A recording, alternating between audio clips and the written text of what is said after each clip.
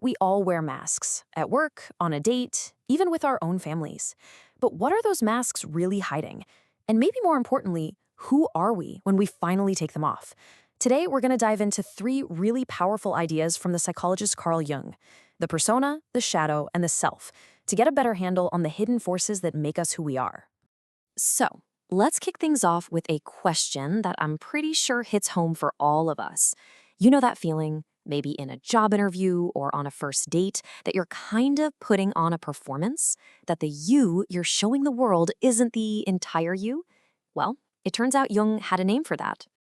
Right, so let's start there with that performance. Let's talk about those masks we all put on every single day just to get by in the world. Jung called this social mask the persona. You can almost think of it as your public relations manager or your social uniform. It's the collection of roles and behaviors we use to fit in, to seem professional, to be liked.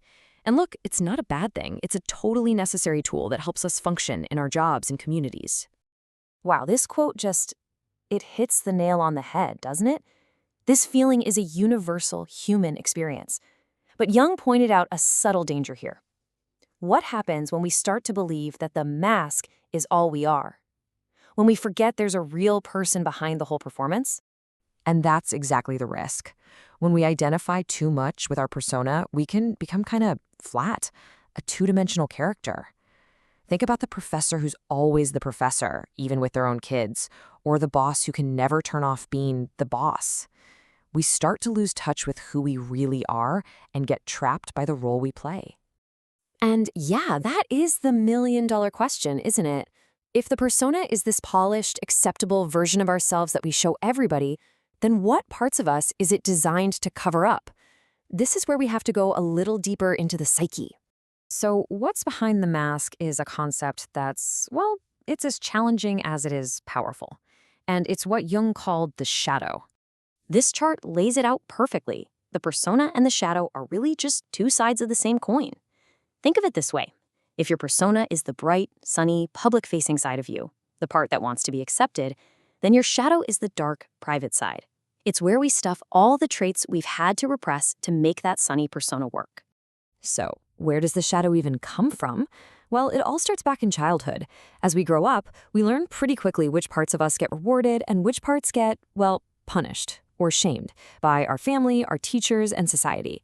So we start pushing those unacceptable qualities down. But here's the catch. Those rejected parts don't just vanish. They just go into the unconscious, and from there, they keep influencing us. Jung's point here is so important. The more we ignore our shadow, the more power it actually gets. It doesn't just sit there quietly. It starts pulling the strings, influencing our moods, our choices, and especially our relationships, all from just beneath the surface of our awareness. Okay, so if this thing is hidden, how does it even show up in our lives? Well, one of the most common ways is through something called projection. Basically, we take the unconscious parts of ourselves, our shadow, and we see them in other people. And this is where the real drama, but also the real opportunity for growth, happens in our day-to-day lives. Think about it for a second. Have you ever been just intensely, irrationally irritated by someone's arrogance or their laziness or their need for attention? Jung would say that strong emotional reaction is a huge clue. It might be pointing to a quality you've pushed down into your own shadow. And hey, this also works for good stuff. That intense admiration you have for someone's creativity or confidence, that could be your own hidden potential, what Jungians call the golden shadow, calling out to you. So this brings us right to the heart of it all. We've looked at the public mask we wear and the hidden darkness we carry. But if we're more than both of those things, then who are we, really? What's our true, whole identity? The answer to that question, the whole point of all this inner work, is about connecting with what Jung called the self. Now, don't get this confused with our everyday ego, the I we think we are. For Jung, the self is something much, much bigger. It's the central organizing principle for our entire personality. It's like an inner compass, a wise center that is always, always guiding us toward becoming more whole and integrated. And, getting in touch with the self, that's not a weekend project. It really is the journey of a lifetime. It's this courageous process of bringing all these different pieces of ourselves, our acceptable persona, our rejected shadow, and everything in between, together into a single, more authentic whole. Okay, so this is all really fascinating, right? But what does it actually mean for us day to day? How do we take these huge ideas and actually use them to live a life that feels more real? Well, Jung had a name for this practical, lifelong process too. He called it individuation. It's the journey of becoming a single, whole, undivided person. And the goal isn't to be perfect. I mean, who is? The goal is to be complete. It's all about consciously bringing the unconscious parts of our mind, especially the shadow, into the light. So there's kind of this path you can follow. First, you have to realize your mask is just a mask.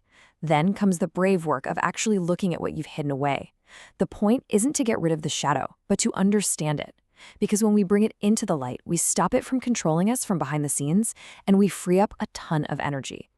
And this is the real payoff. This is the amazing part. When we start to integrate our shadow, it doesn't just solve our inner conflicts. It actually unlocks incredible creativity, vitality, and a much deeper sense of self-love and trust. The very parts of ourselves we were most afraid of often hold the keys to a more vibrant, authentic life. So we end up right back where we started, with the masks we wear. Understanding your persona, your shadow, and your potential for wholeness, it gives you more than just a psychological map. It gives you a choice. You can keep performing, or you can start the journey toward becoming a more authentic, conscious, and truly alive human being. The only question is, what are you going to choose?